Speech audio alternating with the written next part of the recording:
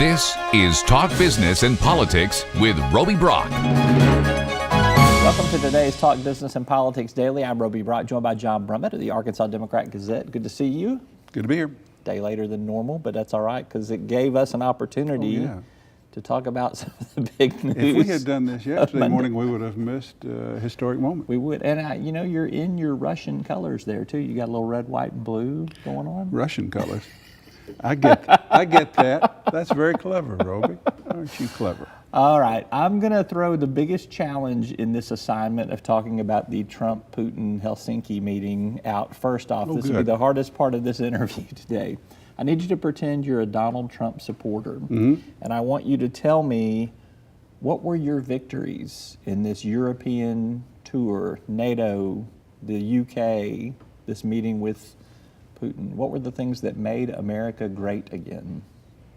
Well, Roby, you just don't understand.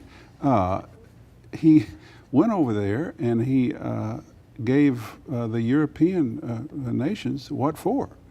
It's a new day. You've been taking advantage of our country.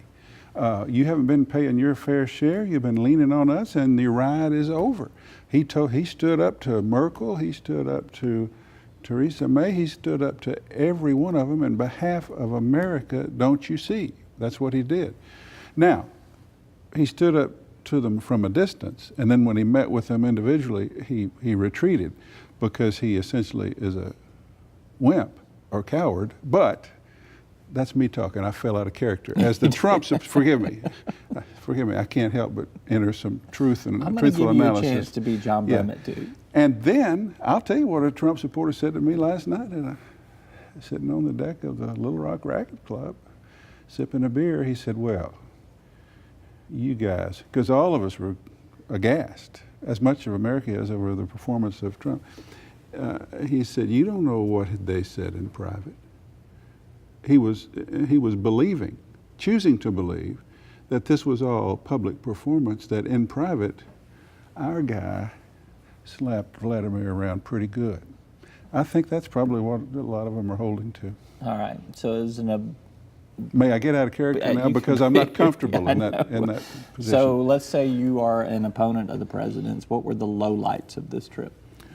Just the truth of what I just said.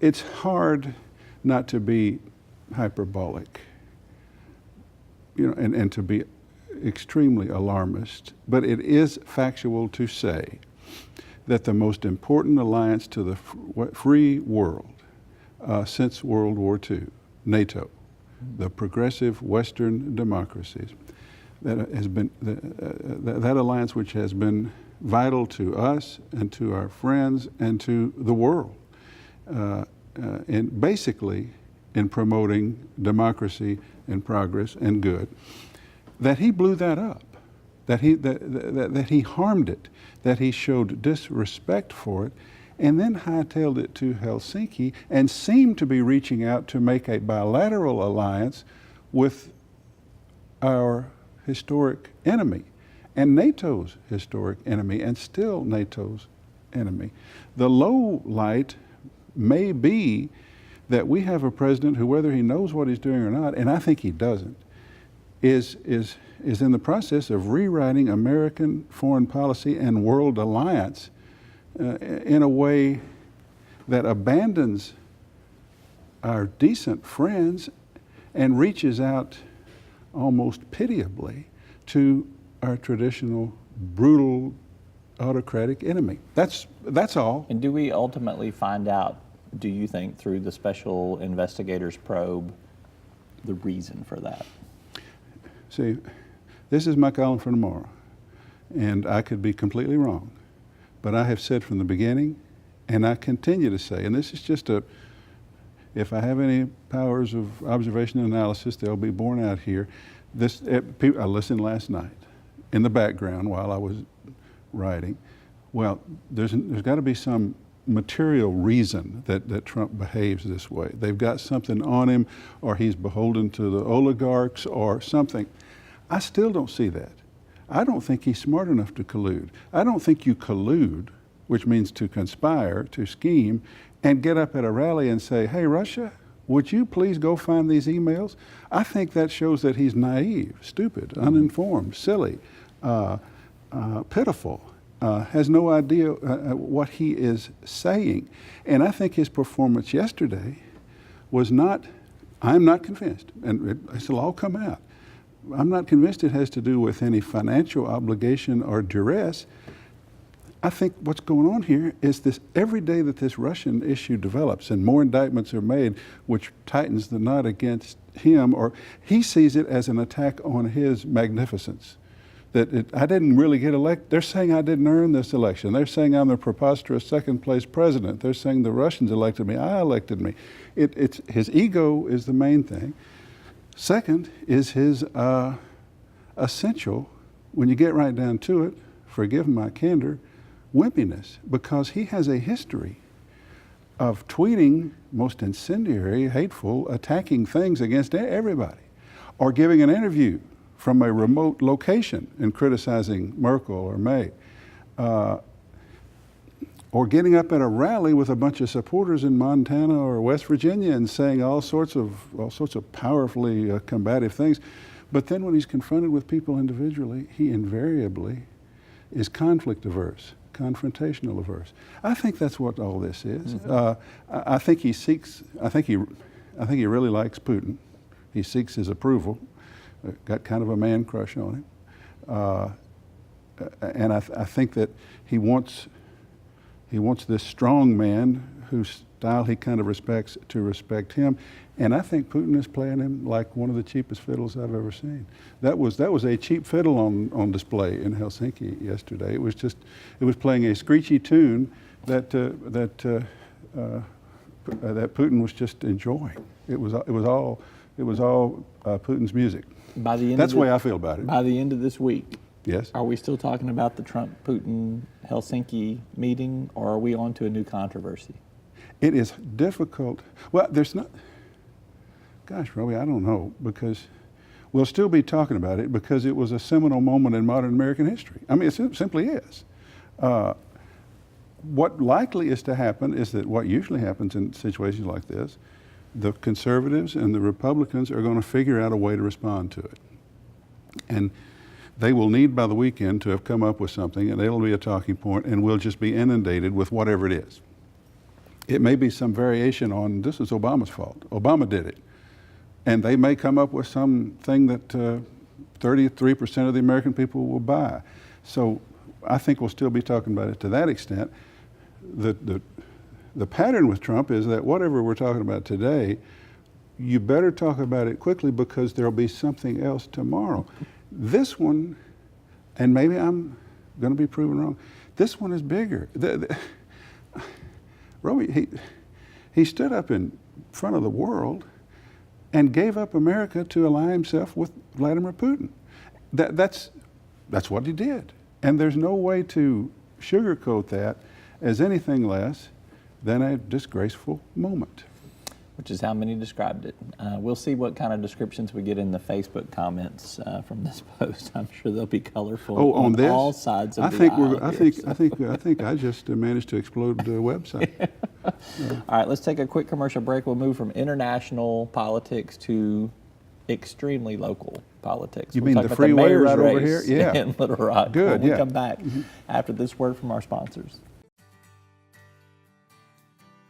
Arkansas Electric Cooperative Corporation provides electric energy across 2/3 of Arkansas.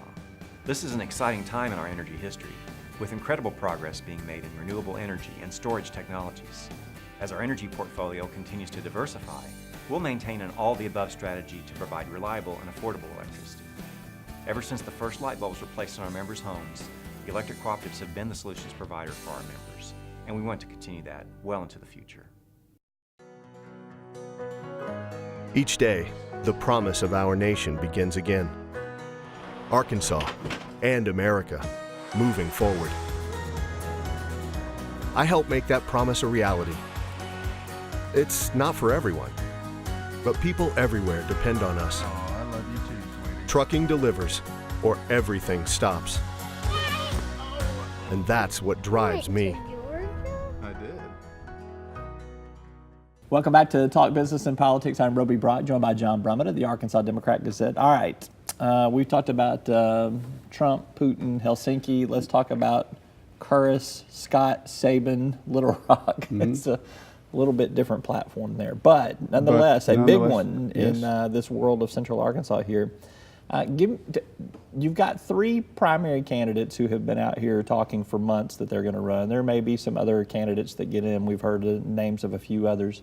Of the big three that are out there, Baker Curtis, Warwick Sabin, Frank Scott, what's the biggest strength that each of them brings to this mayor's race? Well, this morning I've got a column in which and I give Frank Scott regrettably short shrift in it because I was fascinated by the Curtis-Sabin competition for the same sorts of progressive Central Little Rock white voters over the freeway issue. And I contrasted their style. Curtis said, the thing's too far along, there's no need to beat our desk about it, let's try to deal with it.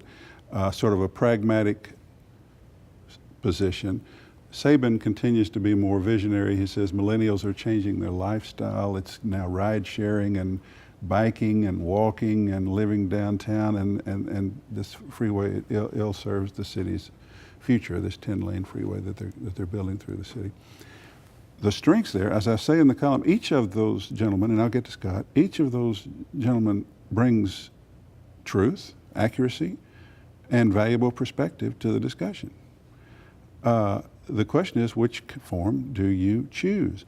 And I pronounce Curtis as offering accomplishment, mature reasoning, pragmatism, leadership, a history of leadership, and I pronounce Sabin as representing a more visionary approach, a more inclusive approach. While Baker Curtis is at home poring over the city budget Saturday morning when I talked to him, Warwick Sabin had been to 2 neighborhood association meetings talking about how the city needs to be more inclusive. So they're a clear choice with the same sort of appeal, and then I catch it in terms of their conflicting positions on this freeway. I say if you put them together, you'd really have something. I say that if you consider them individually, you've still got 2 excellent choices. And Frank Scott? Now, Frank Scott is he brings conflicting attributes. I mean, by that I mean, you try to pigeonhole him, you could say, well, he's as the leading likely African American candidate, he likely will win the significant African American neighborhoods. Perhaps he will, but I don't think the others conceded. And I think Scott, as a former highway commissioner, as a banker, as a aide to Beebe administration, as a member of the Beebe administration, those are all mainstream Chamber of Commerce type associations. Add to that the fact that on social issues he's conservative because he's a conservative minister. You put all that together and he either has got a little something for everybody or he doesn't have enough for anybody. And that's in terms of a political amalgam. So this is a new kind of race, with Little Rock having a mayor's race that is contested to this extent. There continues to be discussion among the candidates about how we may need to take a look at the whole form of governance and have a real mayor. And all of this with these candidates who have similar appeals and diverse resumes. And it's gotten me here in July writing about it. And it's not until November because it's interesting. And Little Rock, all of that couched in the fact that Little Rock has a lot to offer. Not a bad place. It's not the 19th worst city in the country, as USA is, but it has some serious problems that need to be addressed. Its growth is stagnant, its crime is out of control, its public schools remain in trouble, and we need leadership. And looks like we got 3 or more conflicting versions of it, so it's going to be a real race and some fun. And I have said to numerous groups and individuals that have asked me, I think of the big 3 that are out there, you got 3 pretty positive, viable, quality candidates out there. And it's nice you haven't seen that in a lot of political races in Arkansas in the last several cycles. You've got 3 opportunities, at least, of those 3, for a new kind of or a different kind of mayor, and a competent mayor who could lead the city. And it's and it's just an interesting political dynamic as to how the appeal falls out in what are in three roles which aren't traditional. I don't want to elaborate, but or belabor it. But Kurz, for example, because he was the acting state school superintendent to take over when the state took over the schools, and because then when they dismissed him, he became a champion of public school advocates because he pragmatically resisted this notion that the state would keep expanding charter schools to compete with him and the public schools as they tried to recover. That has got a lot of Little Rock liberals saying, yeah, Baker Kurz is not a traditional liberal. He goes back to old Rockefeller Republican kinds of politics. I don't know what he is in terms of name, it doesn't matter. But he's more pragmatic, more centrist, probably a mixture. So he's not exactly what the school case would make him out to be.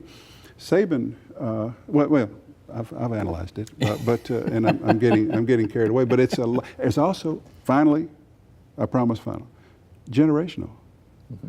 Baker Kurz is my age. He's 64. As he and I talked on the phone Saturday, sometimes when you're 64, stuff's happening behind you that you're not as up to as you really need to be. Sabin is 41, but is more in tune. Scott may be even younger. Yeah. You know, he's a couple years younger. So, and Little Rock may be at a generational moment. So all of that, I hope this is just going to be a good race. And lots for you to write about. You bet. All right, and for us to talk about. You bet. All right, John Brummett with the Arkansas Democrat-Gazette. Always good to have him with us. Thank you so much. Thank you. That's all for today's program. Thank you for tuning in. I'm Roby Brock. We'll see you next time.